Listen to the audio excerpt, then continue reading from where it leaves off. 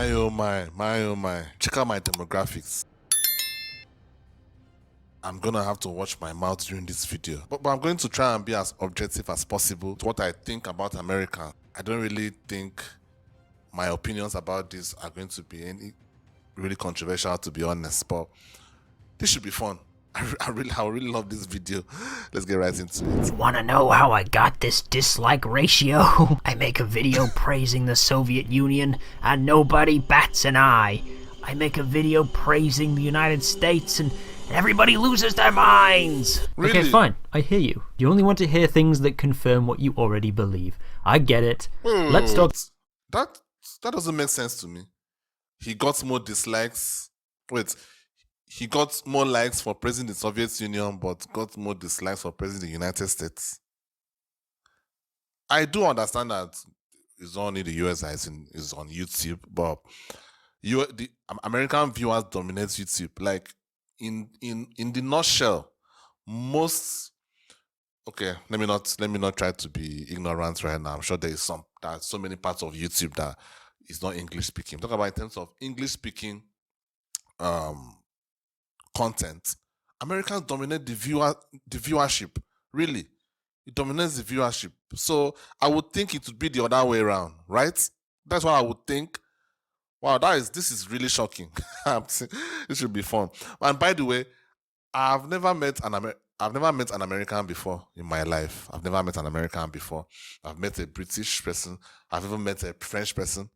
I've met a Chinese person. I've met a Japanese. For some reason, because all these people are like expats, in my country. So there's a bigger possibility of me meeting them than Americans for some reason.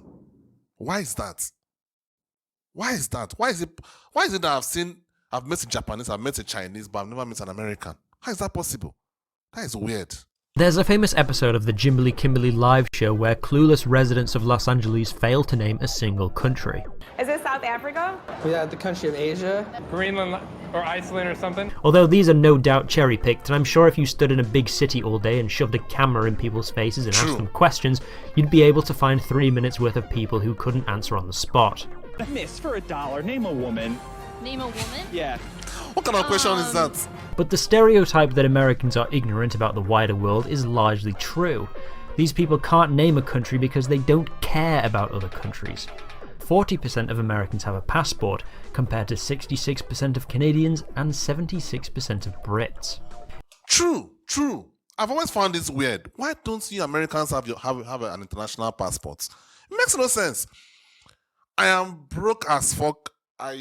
In fact, there's a very, very slim chance I'll be able to travel out of my country anytime soon. But I have my international passport. You guys in America, you can afford to travel to other countries because of your dollar, because of your earnings. I was checking the other day, and the average American's earnings between $30,000 to $40,000 a year. I mean, what? With that money, you'll be able to okay, I know you guys pay tax, all these taxes and expenses, inflation and everything. So maybe you don't have enough money to actually travel to other countries. I guess so. But I believe you can be able to save a bit to be able to see the outside world a bit. I think Americans are the richest set of people in the world, and that they should be able to afford that travel. So it has always been weird to me that someone getting a passport is actually like a special thing. Like I was seeing some things online, this passports bro movement. Like, shouldn't you have your passports already? Is this something that it should be like, oh, okay, I want to join some movement, so I'm going to get a passport? I mean, that is really, really weird to me. Really, really weird. I don't know why it's like that. Looking at this particular graphic, 40% of Americans passport owners. I mean, why? Look at the Brits, 76%. Why don't you guys have passports? Let me know down in the comments. In 1994, it was only 10% of Americans. Wow, but that doesn't 94. mean Americans have gotten more globetrotting since then. It was because after an above-average episode of the news, it became mandatory to need a passport when entering Canada and Mexico. Okay. So it's fair to say that a very small percent of Americans will be leaving this corner of the world. As I said in a previous video, America has all you'd ever want geographically within her borders. Why go anywhere else? Fair. The foreign cultures, maybe? Americans don't care about that either. On the list of the highest grossing movies in the USA, you have to go all the way to 520th place to get a movie that isn't American. It's Crouching Tiger, Hidden Dragon, by the way. Couldn't even beat The Nutty Professor. Somebody please check up on Ang Lee. I think he I mean, Squid Game did very well. Squid Game did very, very well. might have killed himself. Neither do global affairs hold the average American's interest. When asked about the Kyoto Climate Accords, who the Taliban are, or who Nicolas Sarkozy is, Americans are woefully underinformed compared to other developed nations. In 2009, only half knew that last year's Sarkozy is former president of France. Olympics were held in Beijing. Oh, but of course, when asked to name American celebrities, they had no trouble at all. At the same time, we non-Americans are flooded with American culture. Some British people know more about American politics True. and history than their own. I personally know more about American politics more than a lot of Americans, to be honest, because I follow the American politics, American pop culture vividly. So I think, is it that the United States of America is more of an exporter than an importer when it comes to culture and entertainment? I think they are. They are more of an exporter, not an importer.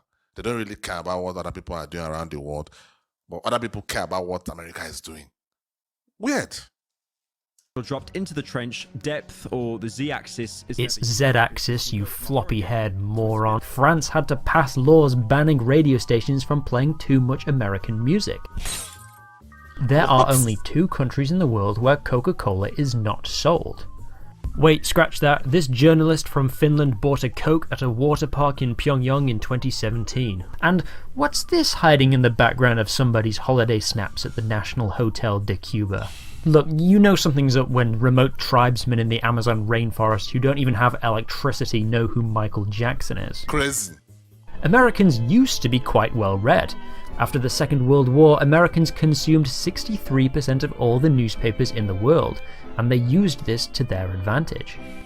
In 1948, the newly formed United Nations created a list of human rights that all countries should strive to uphold. One area that Americans were particularly interested in was this one, Article 19.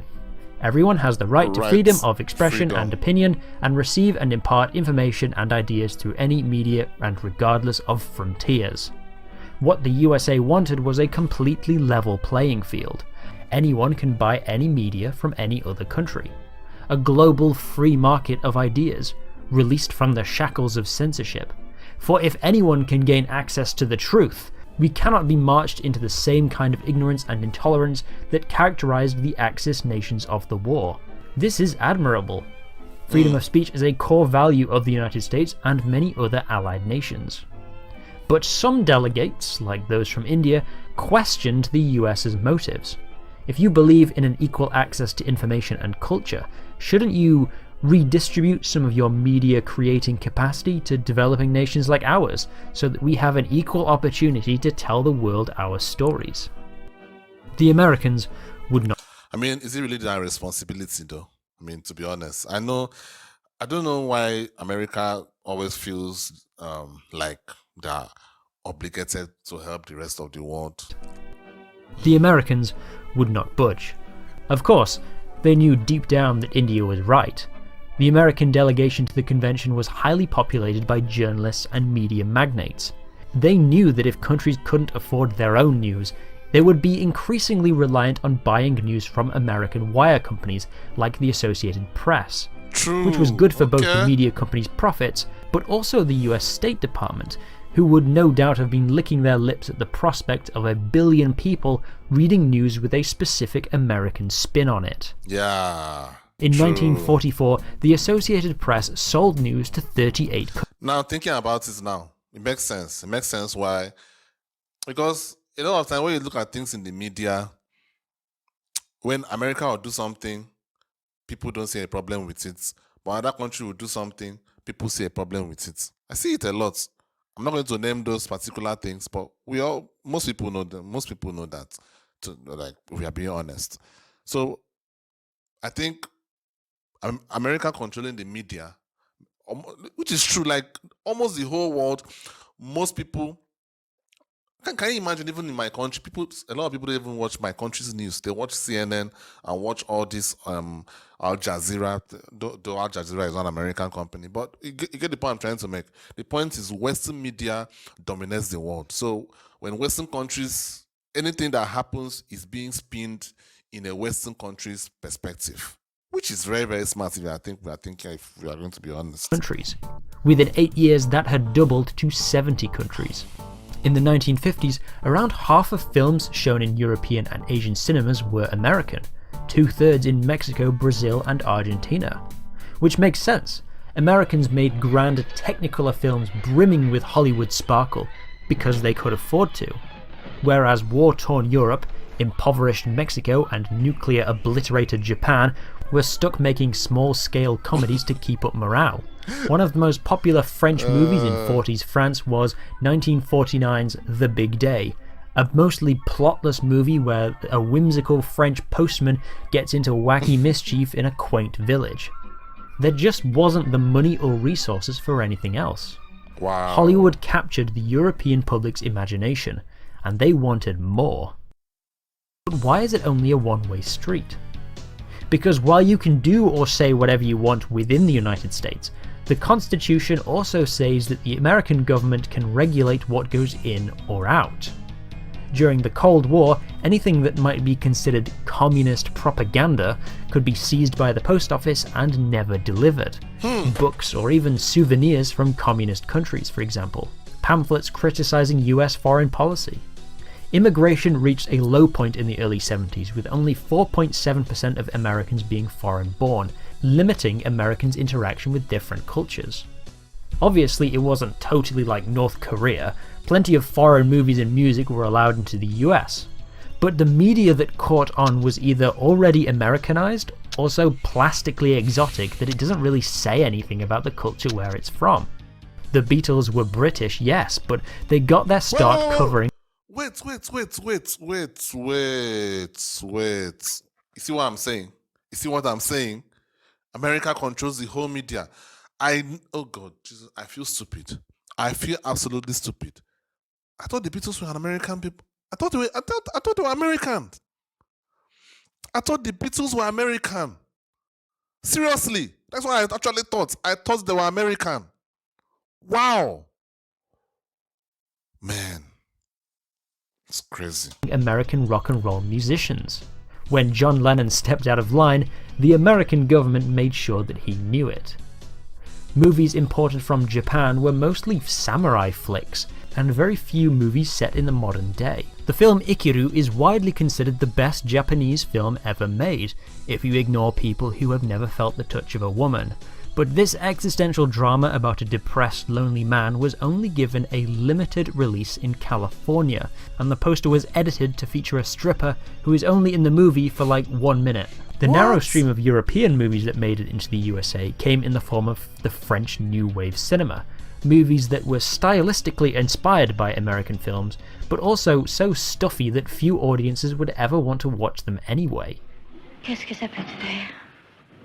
Ça ne va pas, non? Non, rien. Je voulais dire cette phrase avec une idée précise. Je ne savais pas quelle était la meilleure façon d'exprimer cette idée. Ou plutôt, je le savais. Mais maintenant, je ne sais plus. This was further stifled by the Haze Code, a set of extremely strict regulations that were in place from 1934 to 1968. If you've ever wondered why old black and white films seem so dry, it's because of these rules. Some things that were completely banned from ever being shown in any film included bad guys winning. All movies had to end with the police outwitting the evil criminals or the criminals causing their own demise. Any nudity, even the silhouette of a booba, is an instant ban. Blood or dead bodies. When people get shot in old films, they usually just clutch the wound, but no actual blood is seen. Pointing a gun at somebody in the same frame. This is why guns are always held at waist height.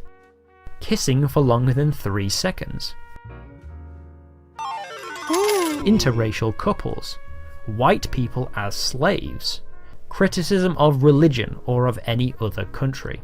Naturally, this prevented the more artistically liberal European films from being shown in American cinemas, and when they did get a US release, they were usually edited to remove the violence in movies and sex on TV to comply with the good old-fashioned values. At least until the rules were abolished in 1968 and replaced by the age rating system we have today. Okay. Even as the Cold War ended and the internet gave Americans unparalleled access to the rest of the world and all of human knowledge, they still preferred to hang out on a handful of American-made websites dominated by Americans. The insular culture of 20th century America has carried over to the 21st. Tightened border security after Septiembre Undécimo means foreign musicians can have a hard time getting visas. In 2002, the touring visa of a German orchestra was cancelled after it was discovered the cellist had a criminal record for shoplifting a pair of tweezers in 1991. When they tried again for a visa in 2004, the cellist had to undergo an hour-long interview with Homeland Security and had to physically pick up his visa from the US Embassy. I mean, I like that. I like the way this guy found a way not to mention 9/11. Maybe that will be demonetized. I don't know. Maybe that is the reason why. But I like the way he was able to incorporate it into the video without mentioning it. Global cultures might be more present in American media, but they're always through the lens of American characters, such as The Last Samurai starring Tom Cruise, where he plays a white guy in 1870s Japan. 7 Years in Tibet, another American in China. Indiana Jones, American in Egypt. The Bourne Identity, American in France. Inglourious Bastards, Americans in German-occupied France. And for the ladies in the audience, Mamma Mia. For a movie set on a Greek island, there's not a single Greek person in the entire movie! Is there any hope for America, or are they destined to be a stinky dumb redneck country forever? Maybe. In 2000, 92% of the music in the USA Top 50 was American, making it the second most insulated market in the world after Pakistan. But today it's more like 60%, with Brits, Canadians, Latin Americans and Africans making themselves more seen in the charts. True. Each year there are more foreign films nominated at the Academy Awards than ever before. What used to be an American-only pay-to-win awards show is now an international pay-to-win awards show. As social media platforms have an element of randomness in what they show users, there is a higher chance of Americans being shown videos from other countries, forcing them to take note of what is happening. It seems the revolution will be TikToked. I've been giving the impression throughout this video that it's all or most Americans who are terminally uneducated. But American ignorance isn't as evenly distributed as you'd think. That study I mentioned earlier, when adjusting for English proficiency, income and education levels, Americans are really no different from their European counterparts, and in some cases marginally smarter. Knowledge about the wider world even correlates to political views, and not in the way that you'd think. A 2022 survey asked Americans 12 questions about the world, such as who is the British Prime Minister, what does the Indian flag look like, and what this symbol represents. The people who answered the most questions correctly were committed Democrats and committed Republicans. Swing voters, those enlightened centrist chads, were the stupidest. Only 40% of moderate Republicans could name the US Secretary of State, compared to 60% of convicted Republicans. Only half of moderate Democrats knew that the USMCA trade agreement replaced NAFTA, compared to 66% of convicted Democrats. Also, I just thought it was funny that the more Americans know about the European Union, the more favourable view they have of it. So are Americans ignorant? Many of them are, but it isn't their fault. It's a mix of geography, American imperialism, Cold War paranoia, moral puritanism, and economic. I think it's more about the American imperialism.